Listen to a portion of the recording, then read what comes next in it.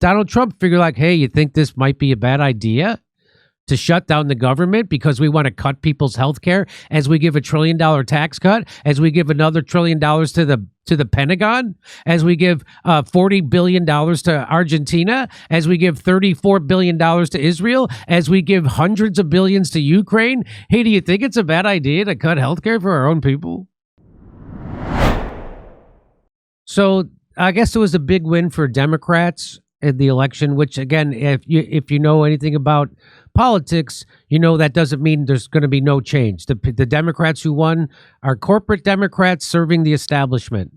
So this is a game that the establishment and the oligarchs play to keep us going from one to another, and they all do the same thing. No matter who you vote for, you get John McCain. But guess what Donald Trump said? So Trump at the breakfast with Senate Republicans in the White House State Dining Room, here's what he said. He said, I thought we'd have a discussion after the press leaves about what last night represented, meaning the election where the Republicans lost and the Democrats won, and what we should do about it. So that's what he's saying. I thought we'd have a discussion after the press leaves about what last night represents and what we should do about it, and also about the shutdown, meaning the government shutdown, how that relates to last night.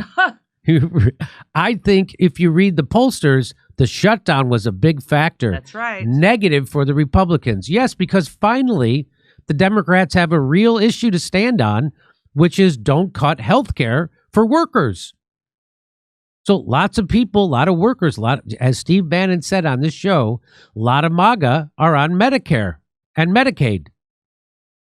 And a lot of MAGA who work can't afford their Obamacare health care, so they need subsidies. Even though they're working, they need subsidies from the government to pay for their health insurance premiums. And they're cutting that. And so the Democrats are standing up for that. And people know that if they're going to get their health care cut or not. And so Donald Trump figured like, hey, you think this might be a bad idea to shut down the government because we want to cut people's health care as we give $1 trillion tax cut, as we give another $1 trillion to the Pentagon, as we give $40 billion to Argentina, as we give $34 billion to Israel, as we give hundreds of billions to Ukraine. Hey, do you think it's a bad idea to cut health care for our own people? You think that's going to be bad for us? So I've been telling people this. This is going to be bad. Donald Trump is going to be a lame duck president after the midterms, which is in 1 year. He's going to be a lame duck president. Because these policies, nobody voted for him to give a couple hundred extra $1 billion to the military industrial complex, which is what he did. He didn't cut any of the Doge money. That was all a smokescreen, which is why him and Elon got in a big fight, because Elon got used. He didn't cut any of that money. In fact, he's exploding the deficit. The deficit's going up by $1 trillion every 3 months. Trump is not doing anything to slow that down. But he will cut your health care as he gives $1 trillion tax cut to the richest people in the country, as he gives $40 billion which to the people in to Argentina, which is actually a bailout to his billionaire friends, as he gives more money to $34 billion to Israel, hundreds of billions to Ukraine. He's not stopping. So he finally figured out, hey, maybe this is bad for us. Thomas Massie retweets this. And Thomas Massie says, maybe it suggests not alienating independents and shrinking the GOP tent, which has been done through attacks on the non-interventionist liberty wing of the party and by calling the Epstein situation a hoax. So what Thomas Massie is saying is that Trump is alienating independents and lots of libertarian Republicans, people who are against these foreign wars. So when Trump came in as a peace candidate, those people voted for him because he said he was going to not do all these foreign wars. He wasn't going to do regime change wars, which is why he was putting Tulsi as the head of his national intelligence. And people believed him. And then he got in. He starts immediately bombing Yemen, which he criticized Joe Biden for doing.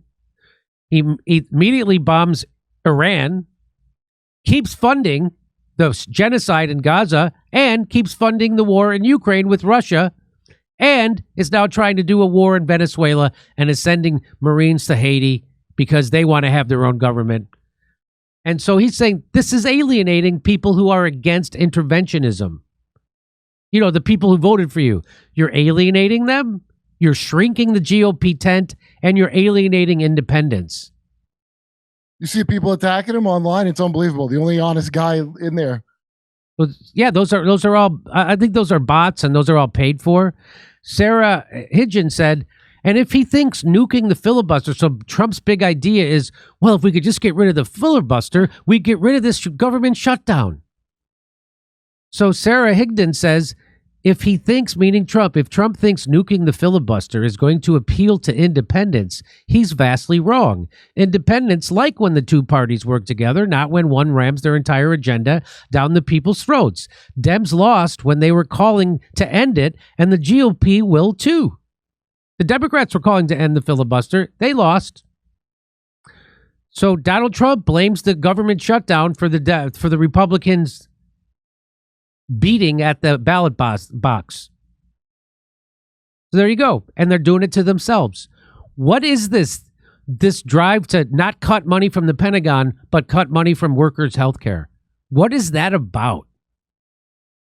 Purposely destroying the country because the New World Order happens no matter what, assholes. That's right. The John McCain thing you're saying means the New World Order happens no matter what. That's what that means. That's what John McCain is. Yep. He's the quintessential New World Order leader.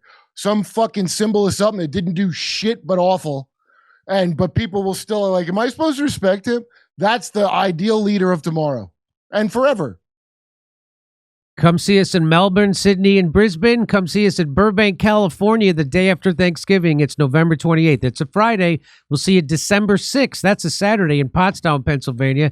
January 11th in Waikiki at the Blue Note on the Waikiki Beach. It's beautiful. It's lovely. Go to jimmydore.com for a link for tickets. Come see us in Australia. Second show's added in Melbourne, Sydney, and Brisbane. We'll see you in Burbank, California, the day after Thanksgiving. It's a Friday. And then Pottstown, Pennsylvania, December 6th. Plus, January 11th, we're going to be in Waikiki at the Blue Note. Tickets not available yet for them, but go to jimmydore.com for a link for all the other tickets.